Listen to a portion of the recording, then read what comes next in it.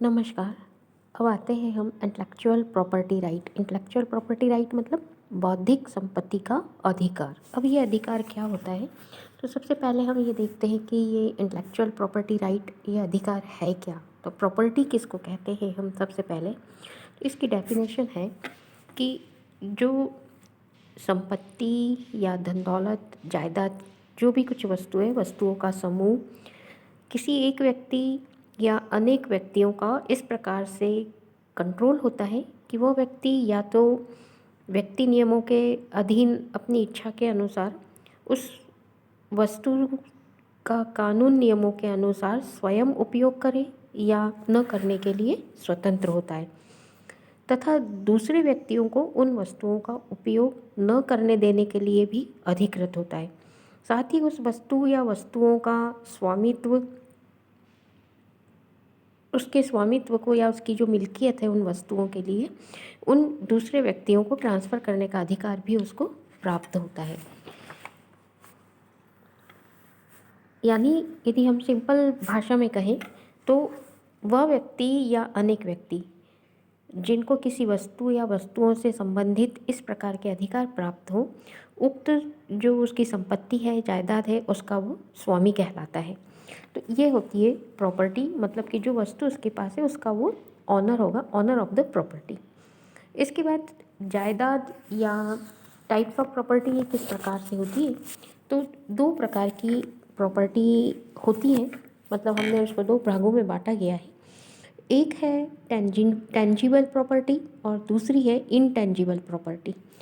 सबसे पहले आते हैं हम टेंजिबल प्रॉपर्टी क्या है। जैसा कि इसका नाम है कि स्पर्शगम्य, जिसको हम अनुभव कर सकें, जिसको स्पर्श कर सकें।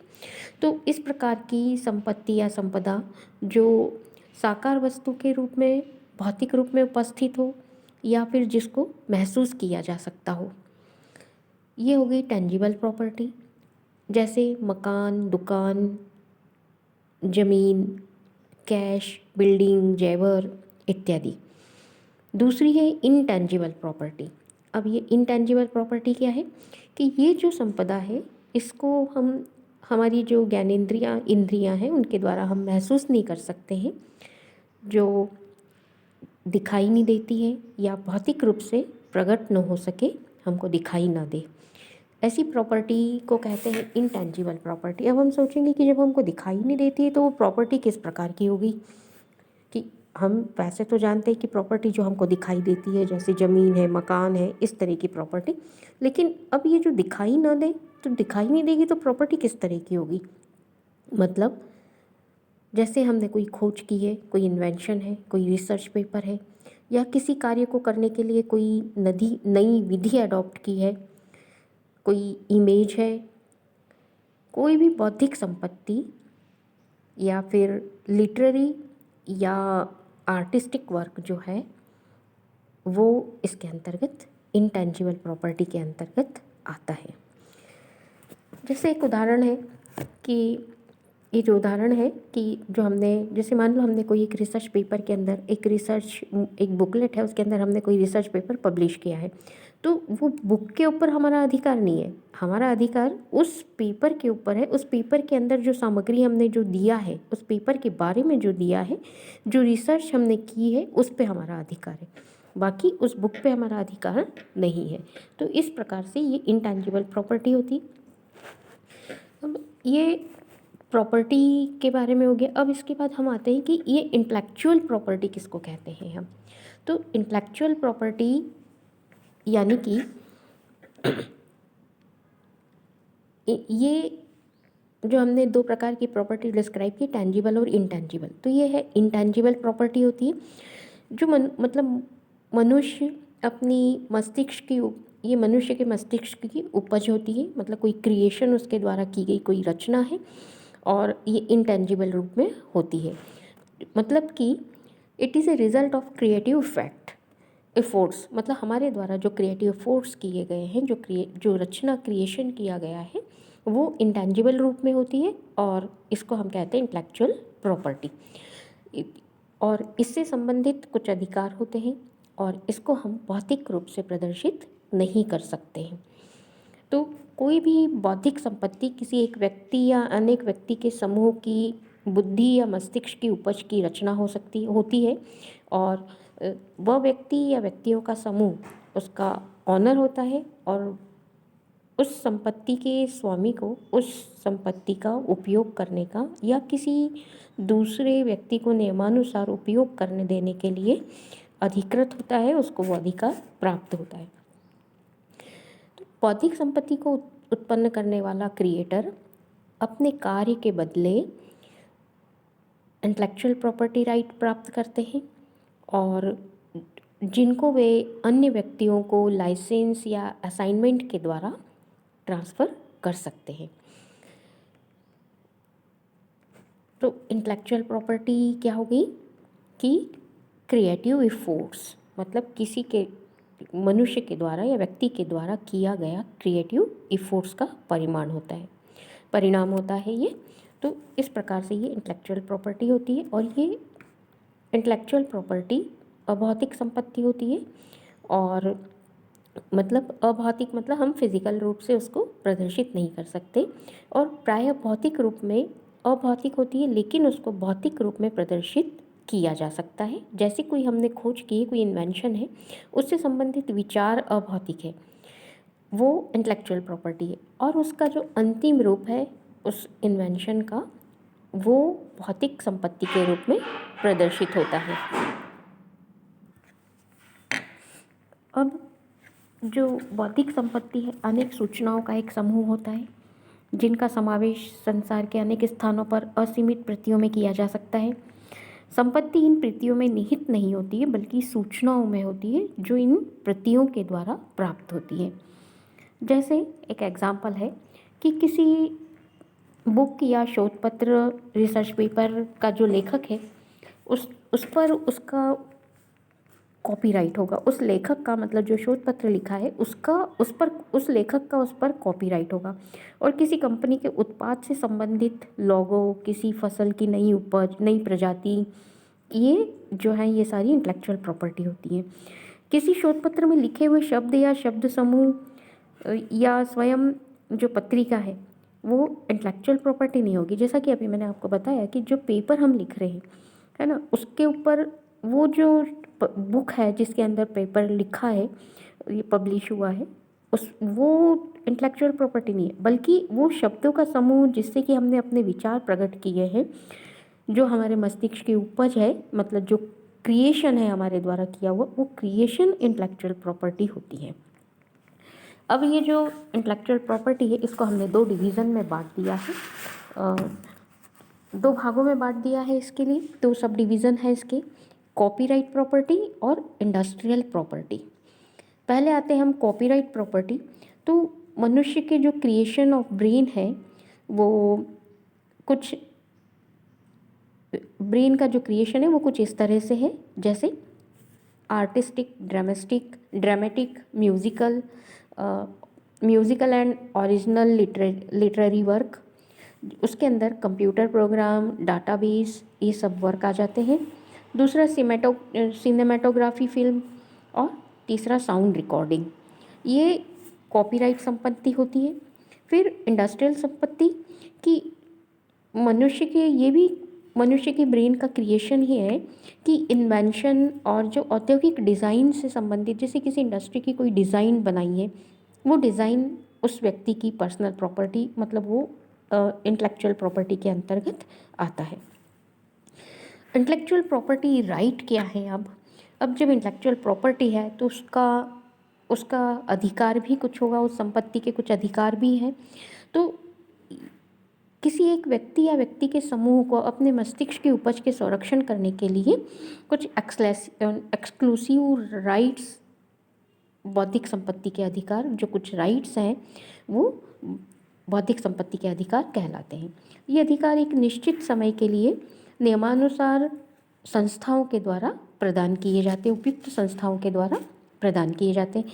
आईपीआर से संबंधित ज्ञान का प्रारंभ 19वीं शताब्दी में, और इस ज्ञान का विस्तार 20वीं शताब्दी के अंत में होने लगा था। अब इसका इम्पोर्टेंट क्या है इंटेलेक्चुअल प्रॉपर्टी राइट का, कि हम इंटेलेक्चुअल प्रॉपर्टी जो है उसके लिए कुछ अधिकार जो हैं, तो उन अधिकारों का इम्पोर्टेंस क्या है, तो उसके लिए क्या इम्पोर्टेंट है। तो कानूनों के अनुसार व्यक्ति को संपत्ति का अधिकार प्रदान किया जाता है और एक निश्चित समय के लिए उस संपत्ति के कलात्मक, वैज्ञानिक और तकनीकी सृजनों से प्राप्त लाभ के उपयोग का उसको अधिकार प्राप्त किया जाता है, अधिकार प्रदान किया जाता है। और ये लाभ जो है क्रिएशन पर होता है। यदि क्रिएशन भौतिक रूप धारण करके किसी वस्तु में परिवर्तित हो जाए तो भौतिक वस्तु पर इंटेलेक्चुअल प्रॉपर्टी राइट प्राप्त नहीं होता है। अब इंटेलेक्चुअल प्रॉपर्टी राइट की जो नेचर है वो किस प्रकार की होती है। तो इंटेलेक्चुअल प्रॉपर्टी राइट की जो नेचर है वो पहला तो ये है कि ये अधिकार कलात्मक, वैज्ञानिक या टेक्निकल क्रिएशन को एक निश्चित समय के लिए, ट्रेड सीक्रेट्स को छोड़कर एक निश्चित समय के लिए किसी एक निश्चित क्षेत्र में मान्य होते हैं। ये जो property right, intellectual property right है, ये व्यापक या ग्लोबल वर्ल्ड के स्तर पर मान्य नहीं होते हैं। फिर ये अधिकार उन्हीं व्यक्ति को प्रदान किए जाते हैं जो संपत्ति के स्वामी मान लिए गए होते हैं। थर्ड जो है कि ये अधिकार व्यक्ति के मस्तिष्क का क्रिएशन, मस्तिष्क की उपज को ही प्राप्त होते हैं, न कि उसके भौतिक अधिकार, भौतिक वस्तु को। मतलब यदि क्रिएशन को हमने भौतिक उसमें परिवर्तित कर दिया है भौतिक वस्तु में, तो उस भौतिक वस्तु पर वो इंटेलेक्चुअल प्रॉपर्टी राइट नहीं मिलेगा। तो सिर्फ उसको मिलेगा कि जो क्रिएशन है, जिसमें वो क्रिएशन समाया हुआ है, उस भौतिक वस्तु को वो प्रॉपर्टी राइट नहीं मिलेगा। जैसे कि एग्जाम्पल है, जैसे यदि मान लो कि किसी एक व्यक्ति ने अपनी मौलिक विचार शोध पत्र के रूप में किसी शोध पत्रिका या पुस्तक में प्रकाशित किए हैं, उस व्यक्ति को अधिकार उन मौलिक विचारों पर है। जो विचार उसने उस बुक में प्रस्तुत किए हैं उसी पर उसका अधिकार है, क्योंकि वो उसके मस्तिष्क की सृजन का परिणाम है, न कि उस पत्रिका के उन पृष्ठों पर, न पुस्तक पर जिनमें उसने विचार प्रकाशित किए हैं। यदि किसी कृषि वैज्ञानिक ने गेहूं की कोई नई प्रजाति निकाली है, तो उस वैज्ञानिक का इंटेलेक्चुअल प्रॉपर्टी राइट गेहूं की उस प्रजाति के दानों या सीड पर नहीं होगा, बल्कि उसके अपने मस्तिष्क की उपज जो इंटेलेक्चुअल क्रिएशन पे होगा, जो उसने क्रिएशन, जो नई प्रजाति निकाली है उस पर उसका अधिकार होगा, जिसके कारण से गेहूं की इस प्रजाति के बीज प्राप्त हुए हैं। तो उस क्रिएशन पर उसका अधिकार है, कि मतलब उसने जो भी टेक्निक इस्तेमाल की है वो उस पर उसका अधिकार है। बाकी उस टेक्निक से जो दाना प्राप्त हुआ है उस पर उसका कोई अधिकार नहीं होगा। इसी प्रकार से किसी संस्था द्वारा आयोजित किसी एक परीक्षा में पूछे गए जो प्रश्न पत्र में पूछे गए प्रश्नों पर उसकी ऑनरशिप होगी। ऑनरशिप का अधिकार उसका खुद उसका होगा, उस संस्था का होगा। तथा प्रश्न के संरक्षण के लिए प्रदान किए गए अधिकार, जो संरक्षण के लिए जो अधिकार प्रदान किए गए वो पेपर सेटर के अधीन होंगे। और पेपर सेटर की जो बौद्धिक संपत्ति है, प्रश्न पत्र में पूछे गए प्रश्न ही होंगे और प्रश्न पत्र नहीं होगा, क्योंकि पेपर सेटर के मस्तिष्क का वो क्रिएशन है। तो इस प्रकार के जो संरक्षण है ये इंटेलेक्चुअल प्रॉपर्टी राइट के अंतर्गत आते हैं, इंटेलेक्चुअल प्रॉपर्टी के अंतर्गत आते हैं और उनके राइट्स हैं। अब इंटेलेक्चुअल प्रॉपर्टी के जो राइट्स हैं उनका हमको, उसका जो इम्पोर्टेंस है कि उसका एम क्या है, इम्पोर्टेंस क्या है और उन प्रॉपर्टी राइट्स की प्रोटेक्शन की क्यों ज़रूरत पड़ी। तो टेक्नोलॉजी में तीव्र गति से लगातार विस्तार होने के कारण जो इंटेलेक्चुअल प्रॉपर्टी है उसके विषय में अवेयरनेस बढ़ रही है लोगों की, तो जिससे इंटेलेक्चुअल प्रॉपर्टी राइट के ज्ञान की आवश्यकता होती है और इसके कारण उसके महत्व के विस्तार होना भी स्वाभाविक है। इस समय यूएस में एक्सपोर्ट का 50% भाग किसी न किसी प्रकार से इंटेलेक्चुअल प्रॉपर्टी राइट से जुड़ा हुआ है। आईपी के अधिकारों को सुरक्षा प्रदान करने के जो मुख्य उद्देश्य हैं, जिनकी पूर्ति करने के लिए अधिकारों को संरक्षण देने की आवश्यकता है, वो कुछ इस प्रकार से हैं कि बौद्धिक संपत्ति के क्रिएटर की जो इंटरेस्ट है और उसके उत्साह को बढ़ावा देने के लिए और उसको बनाए रखने के लिए ये प्रोटेक्शन की ज़रूरत है। फिर क्रिएटर को उसका मनोबल बढ़ाने के लिए नैतिक और आर्थिक लाभ पहुंचाना, क्रिएटर की जो सृजनात्मक नई तकनीकी को बढ़ावा देने के लिए आविष्कारशील क्रियाओं को प्रोत्साहन प्रदान करना, जनता को नई टेक्नोलॉजी जैसे इंटरनेट के प्रयोग से होने वाले लाभ पहुंचाना, नई तकनीकी को उत्पन्न करने वाले आईपी के स्वामी, मतलब जिसके अधीन ये तकनीकी है, जो तकनीकी के उत्पादन के लिए अधिक धन और संसाधन लगाते हैं, तो उन तकनीकी का प्रयोग करके अपनी तकनीकी तथा आर्थिक दशा में सुधार करने वाले व्यक्ति के बीच ईर्ष्या की भावना को नहीं पनपने देना। देश और विदेश में सामाजिक तथा आर्थिक विकास को बढ़ावा देना, अनुसंधान क्षेत्र में विशेष रूप से फार्मास्यूटिकल और पौधों से संबंधित उनके विशेष महत्व को निभाना। यदि इंटेलेक्चुअल प्रॉपर्टी को संरक्षण प्रदान करने की व्यवस्था न हो और व्यवस्था होते हुए भी कोई व्यक्ति यदि इस आईपी को संरक्षण प्रदान करने की व्यवस्था न करे, तो उस व्यक्ति को उस संपत्ति की नकल करके उसको बेचने, बनाने आदि के लिए वो स्वतंत्र होगा। इसलिए उसकी सुरक्षा करना, उसका प्रोटेक्शन करना ज़रूरी है।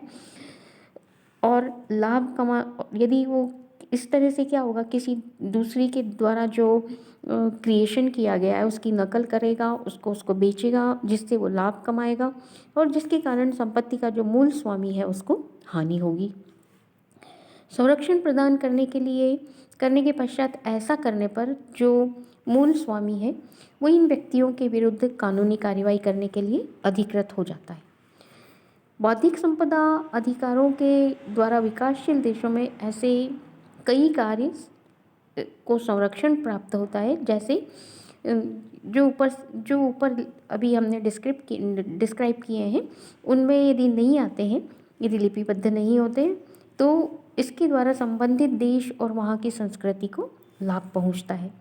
तो वर्तमान समय में जो सूचनाओं को मस्तिष्क के द्वारा समझना, सीखना, उसको मेमोरी में स्थानांतरित करना या उसकी स्टडी करना, इसके अंतर्गत ये सब आता है। जबकि जो रिसर्च है उसमें जो ज्ञान, मतलब जो सूचनाओं का मस्तिष्क के द्वारा समझना, सीखना, ये सब जो है वो स्टडी के अंतर्गत आता है। लेकिन यदि कोई आविष्कार में ज्ञान प्राप्त किया जाता है तो उसका उद्देश्य उन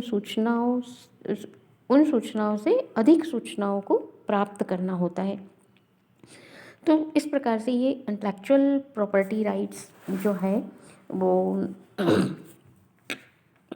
उनका प्रोटेक्शन ज़रूरी है। अब ये जो इंटेलेक्चुअल प्रॉपर्टी राइट है वो उनके कौन कौन से अधिकारों के कौन कौन से क्षेत्र हैं, तो एक तो आर्टिस्टिक क्षेत्र है, लिटरेरी क्षेत्र है और वैज्ञानिक क्षेत्र है। मतलब इन 3 क्षेत्रों से बौद्धिक संपदा का अधिकार होता है। तो अब इनमें 3 में से कौन सा जो आर्टिस्टिक है ना, वैज्ञानिक कार्य है या साहित्य में कुछ नया सृजन किया हो, फिर वैज्ञानिक आविष्कार, फिर कुछ मानव जीवन से संबंधित कुछ समझता इन्वेंशन, कलाकारों के द्वारा की जाने वाली एक्टिविटीज़, ब्रॉडकास्ट, फोनोग्राम्स, औद्योगिक डिज़ाइंस, ट्रेडमार्क्स और अनडिज़ायरेबल कंपटीशन को प्रोत्साहन देने वाले कार्यों को रोकने के लिए संरक्षण प्रदान करने वाले कार्य। तो इनके लिए कुछ एग्रीमेंट्स किए गए हैं, ट्रिप्स के द्वारा कुछ एग्रीमेंट्स किए गए हैं इन प्रॉपर्टी को प्रोटेक्ट करने के लिए। जो हम आज इतना ही कि इंटेलेक्चुअल प्रॉपर्टी क्या है, प्रॉपर्टी राइट्स क्या है, इतना ही। नेक्स्ट उसमें हम इनके जो ट्रिप्स के समझौते हैं वो देखेंगे। धन्यवाद।